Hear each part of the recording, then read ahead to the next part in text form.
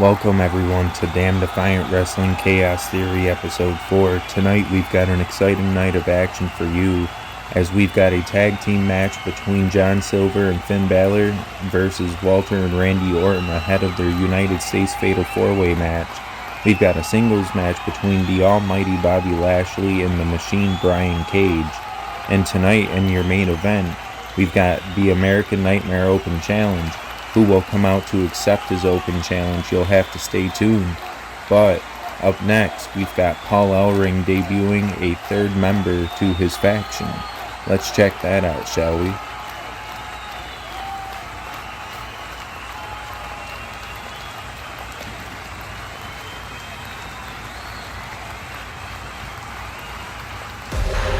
Pete Dunne is the third man to Paul Ellering's faction. He still has not yet set a name for this faction, but Pete Dunne is now the third man of that faction, alongside Rowan Hansen of War Machine. We've got a pretty interesting matchup here for you right now, as Pete Dunne is going to show off what he can do to the fans here in the Chaos Theory, as he hits what seems to be a ripcord knee strike to Yoshitatsu. He props him up in position and he stomps on his elbow, as now he shows off to the crowd. Yoshitatsu has to be in a lot of pain, as now what is Pete Dunne looking for? A stomp to the shoulder area, as he's now raking his eyes. He picks him up and Pete Dunne hits Yoshitatsu with an X-Plex right on his side, and now Pete Dunne has to be looking for the bitter end here, and he drops him right on his face.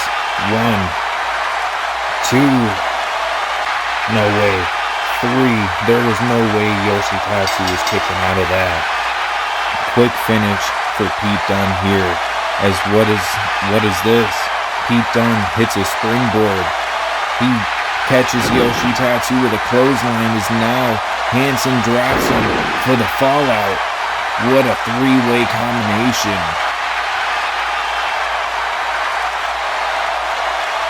Indeed, this has to be the beginning, but what a beginning it is.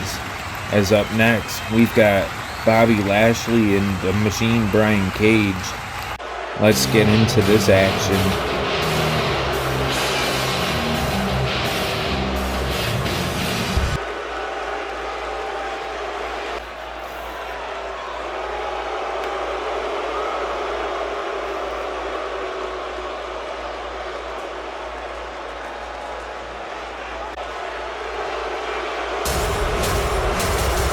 Well, Brian Cage is not taking any time to wait, as he's getting right out here and ready for this match. Of course, Brian Cage looking for the rest of his payment, as Bobby Lashley paid him to accept Cody Rhodes' first American Nightmare Open Challenge. Going to Cody, of course, MVP throwing a little bit of dirt towards Cody's way in that promo. As we're getting a lot of back and forth here, Brian Cage hits a discus clothesline, and he's going for an F5, but Bobby Lashley gets out of it. And we just saw a spear right out the gate. Bobby Lashley didn't really even have to hit much, as he's already got him up for a Dominator. Oh, MVP is screaming to finish him off, and Bobby Lashley is gonna oblige as he hits Brian Cage with the Hurt Lock. There's no way Brian Cage is going to get out of this. We haven't seen anyone truly escape it yet, at least here in Damn Defiant Wrestling. Well, that was an easy win for Bobby Lashley, and I mean, not very surprising seeing his other match with Kenny Omega.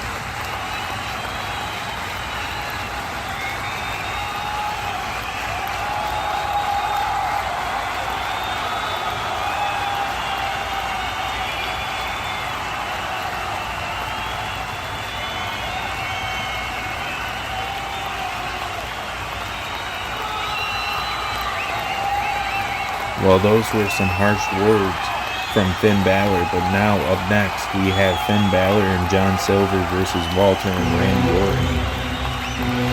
As Walter makes his way out to the ring, I would like to say how this is a pretty interesting matchup to set up right before the pay-per-view, forcing all four of these men to kind of get along with each other.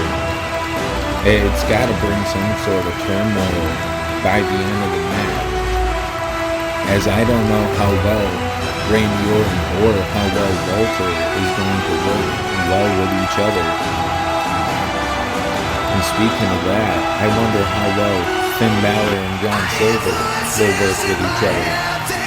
But that's what this tag team match is going to be all about, as Randy Orton just kind of interrupted Walter's entrance there, all just to come out and make his presence felt. Randy Orton here, he is the veteran of the match. He's been in the sport for over 20 years. Now, don't get me wrong, I'm not exactly sure how long every man in this match has been in the business for, but Randy Orton has accolade after accolade, being one of the youngest champions in WWE, let alone the youngest world heavyweight champion in history. But we won't get too deep into that, as now John Silver is making his way out to the ring. And unlike Walter and Randy Orton, Finn Balor and John Silver, they're making their entrance together. This is a pretty interesting team dynamic too, as we still don't know who the Exalted One is for the Dark Order, and we haven't heard anything about if he'll be showing up at the pay-per-view or when he'll be showing up. As you can see, Randy and Walter are already showing the tension between each other, as John Silver and Finn Balor make their way into the ring. We've got to get ready for this contest to start. Referee is checking on all four men, seeing if they're all ready to go here. And Randy Orton and Walter are still having problems. Randy is trying to tell Walter to get onto the ring apron, but it doesn't seem like it worked out very well, as Finn Balor immediately drop kicks Walter in the leg and hits him with another drop kick to the skull, immediately showing why at the Golden Glory tournament Finn Balor should have lasted a little bit longer. He just tried something and he found out it was the wrong way. But speaking of the wrong way, I think they made a tag a little too early. Normally when you tag your partner in, you get a little bit of an advantage. But John Silver isn't backing down from Walter, but he eats a boot for his troubles. And speaking of the Golden Glory tournament, we saw a little bit of deja vu from that match. Actually, our first ever match in company history was Walter and John Silver in the first round of the Golden Glory tournament. Sadly, we don't have that episode up yet. We will try our hardest to remaster it and get it back out to you, as we see some perfect double team action from John Silver and Finn Balor. And Walter just chopped Randy Orton in. Technically, Orton is now the legal man as Walter goes flying out of the ring. I'm getting a little bit tongue-tied here. I know I was speaking about the beautiful double team move from Finn Balor and John Silver. And now, Finn Balor avoids getting suplexed out of the ring and hits a Pele kick. Thankfully, Walter was there to catch Randy, but I don't know if Randy Orton really appreciates it as much as he should. And now, Walter pushed Randy out of the way, but I don't know if Randy's gonna appreciate that much either, as Randy got pushed into the ring apron. But now, Silver's diving out of the ring. I was gonna say Finn Balor just ate the steel steps a little bit, and indeed, I'm talking a little too fast here, folks. I'm sorry for that, but indeed he did eat the steel steps. As Now John Silver gets tagged back in. Randy Orton standing his ground, but Walter tags himself in, and Randy Orton is definitely frustrated here. Randy Orton just hit an RKO to his own tag team partner. And now he's got an RKO for Finn Balor. And John Silver definitely doesn't get out of this unscathed, as now Randy Orton drags his own partner's hand across Silver's chest. And that is all, folks. Randy and Walter walk away with the W, but that definitely shows Randy Orton might have the heads up walking into Addicted to Chaos in this United States Fatal 4-Way. As all these men are laid out. My bad. We'll stop talking for a minute.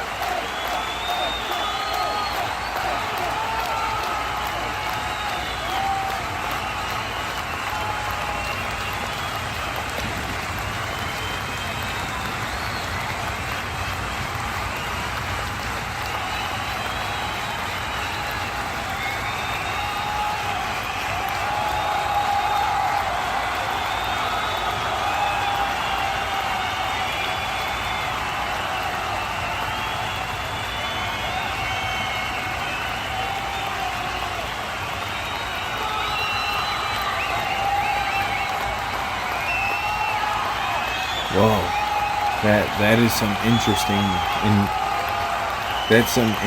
development here.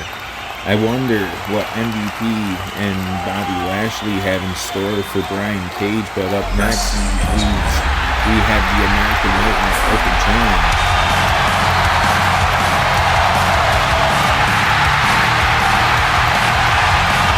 Cody Rhodes defended his World Heavyweight title last week in what was a pretty interesting match against Brian Cage, his first title defense since winning the World Heavyweight Championship, and Cody Rhodes hasn't looked back since.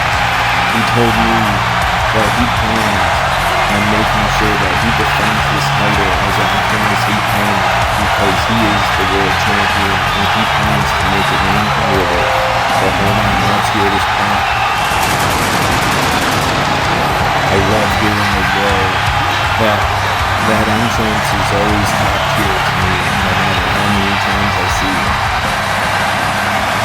But Cody Rhodes, he said that he planned to defend this world championship as often as he can, because with him being the first world champion, he wants to make a name and he wants to make a statement with that.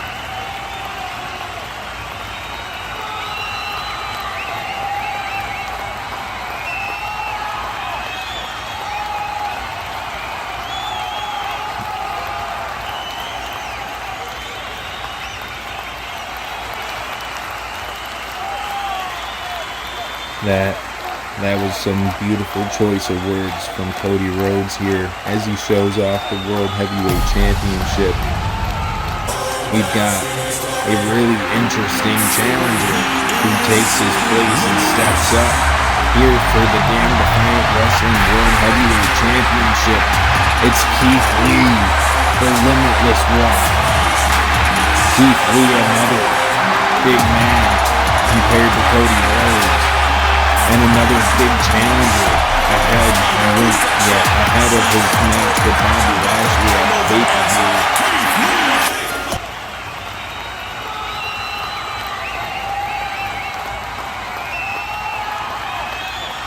Indeed, let's get this matchup going. I'm very excited to see how this matchup is going to unfold, as we've got Cody Rhodes, we've got Keith Lee, and it's all for that championship right there above Jay Stifler's head, just in case you guys forgot the referee's name. And we are getting ahead as we see a very interesting choice from Cody Rhodes to want to try to out-grapple Keith Lee. He did manage to get him in a headlock though, but that doesn't matter much as Keith Lee pushes him off the ropes. He bounces off the ropes himself. What is he looking for here? Oh, he just hit Cody Rhodes with a pounce, and it sends him flying to the outside. Keith Lee knows he can do big damage in very little time. As Cody Rhodes making his way up to his feet, Keith Lee hitting a moonsault to the outside. He didn't even have to springboard. He just did it straight from the apron. As he picks him up, and he gorilla pressed him into the ring. He didn't even touch the rope really. And he just did a diving rolling senton. Oh, but Cody Rhodes caught him up on the rope. Cody Rhodes hits him with a disaster kick. That's the first bit of offense we've seen from Cody. Oh, he looked for a Cody cutter, but Keith Lee caught him. Just caught him midair. Keith Lee is having no problem with Cody Rhodes right now. As he runs in for a stinger splash. He does a little sunset roll. And then, he just ran in for a straight up punch and throws him halfway across the ring. Oh, Cody Rhodes runs up the turnbuckle and he catches Keith Lee with a Cody cutter. But it's not keeping the big man down. Oh, Tiger Driver. He hits it. 1, 2. Oh, Keith Lee kicked out. One of Cody's biggest moves, Keith Lee just casually kicks out of. Oh, and of course MVP is making his presence known here. I'm surprised Bobby Lashley isn't out here with him just yet. Oh, Keith Lee gets Cody up, but Cody was prepared. Cody hits him with a crossroads. I think he knows he needs to finish this match up as quick as he can, not just because Keith Lee is a big opponent, but now the Hurt Business is starting to come out and they're starting to get their nose involved in something it really doesn't belong in. Oh, he tried for another crossroads, but Keith Lee caught him. And he hit him with that attitude adjustment jackhammer maneuver. I'm not sure what Keith Lee calls it. Oh, but now Bobby Lashley is out here. I don't know why though. Oh, as Keith Lee looks to hit the Spirit Bomb. But Cody Rhodes bounced off the top rope and hits him with a second Cody cutter. I don't know how he got out of that or how he just did that ever so perfectly. But MVP is distracting him now. Keith Lee, he has him up. He's trying to hit the Spirit Bomb again. But Bobby Lashley interferes and hits him with a spear. Cody Rhodes just falls into place. This is odd. Why would Bobby Lashley help him ahead of Addicted to Chaos? With how dominant Bobby Lashley's been, that's a little confusing.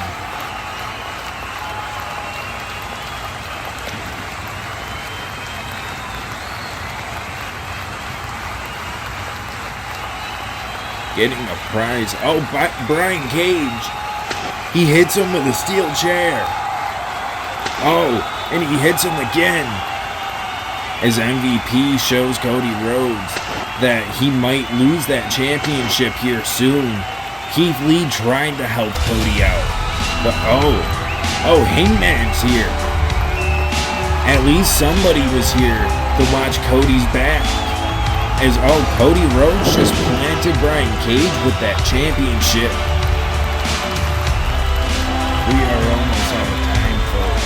So we would like to announce the official Addicted to Chaos pay-per-view card, as we have the Lucha Brothers versus the American